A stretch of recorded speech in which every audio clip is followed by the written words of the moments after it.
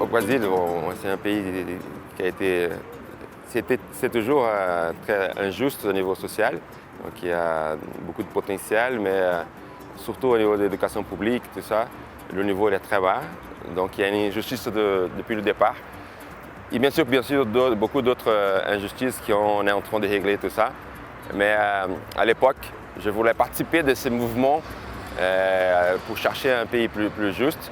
Et je ne voulais pas simplement participer d'une campagne, d'un mouvement, juste regarder, mais je voulais être sur le terrain pour montrer, pour prouver ce que je croyais, si c'était vrai ou pas. Ça veut dire donner des opportunités à des gens qui normalement n'ont pas, qui sont dans des quartiers difficiles, et qui un centre éducatif, culturel et sportif peut être le moteur d'une grande transformation locale. Et on a commencé ça depuis presque 14 ans, avec ces centres-là où il y a des activités éducatives liées à la culture, toujours de façon ludique, sport et lecture et culture. Et on a vu que ça marche. Aujourd'hui, il y a plein de jeunes qui sont déjà au marché du travail. L'économie locale s'est beaucoup développée, la violence a baissé. Donc aujourd'hui, on a deux grands centres, un à São Paulo et un autre à Rio. Et notre méthodologie aussi de travail est déjà, on fait un essaimage dans d'autres régions du pays, dans 6 autres villes au Brésil. Un des objectifs aussi, c'est d'utiliser ces pouvoirs de mobilisation, de communication, du sport, du fait d'être une personne publique, pour une cause qui serait un gâchis de laisser ne pas utiliser ces pouvoirs pour d'autres choses en dehors du terrain. Et les enfants, quand ils savent que moi j'ai un rapport très proche avec la France, aussi on a un projet d'échange avec une association française de sport dans la ville, qu'on fait un échange depuis 10 ans. Donc c'est un souhait déjà naturel chez les gens où on est présent. Les jeunes et les enfants, ils veulent apprendre au moins quelques mots. Ceux qui sont partis en France, certains ont continué à apprendre des cours de français. Donc c'est qu'ils s'intéressent beaucoup à la francophonie et bien sûr, comme tous les Brésiliens, ils admirent beaucoup. Nous sommes 6 frères, mes frères les plus âgés. Et au départ, les années 80, 60, 70, dans l'école publique, on avait le français. Ma génération, il n'y avait plus les français à l'école, ni publique ni privée, dans certaines seulement. Et moi, je voyais, moi je m'intéressais.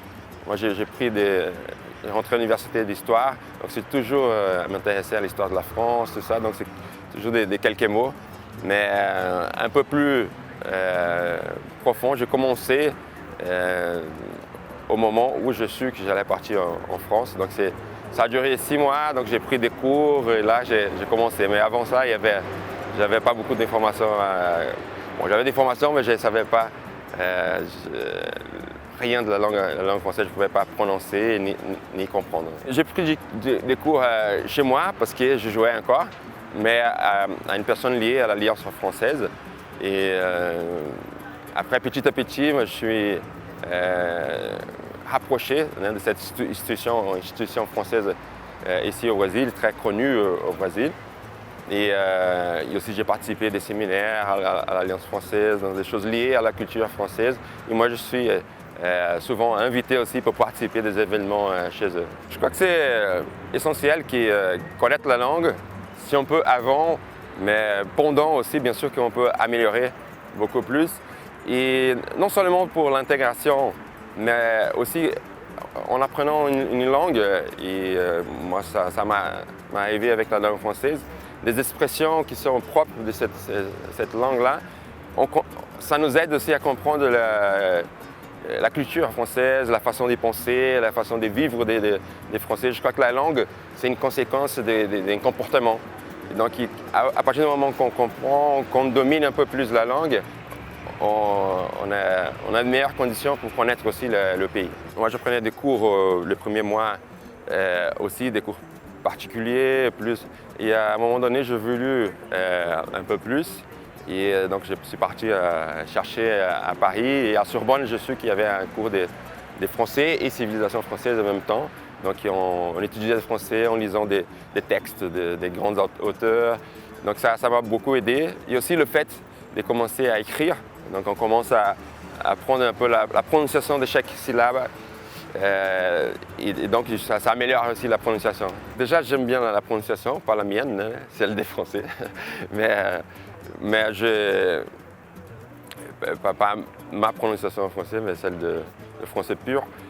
Mais moi j'adore, une expression que j'adore, c'est faire rêver. Faire rêver.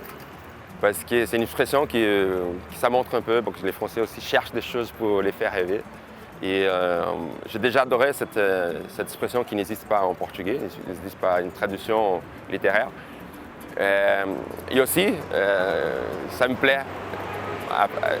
Une fois que j'ai su aussi que les Brésiliens font rêver les Français, donc ça est devenu encore ma expression préférée.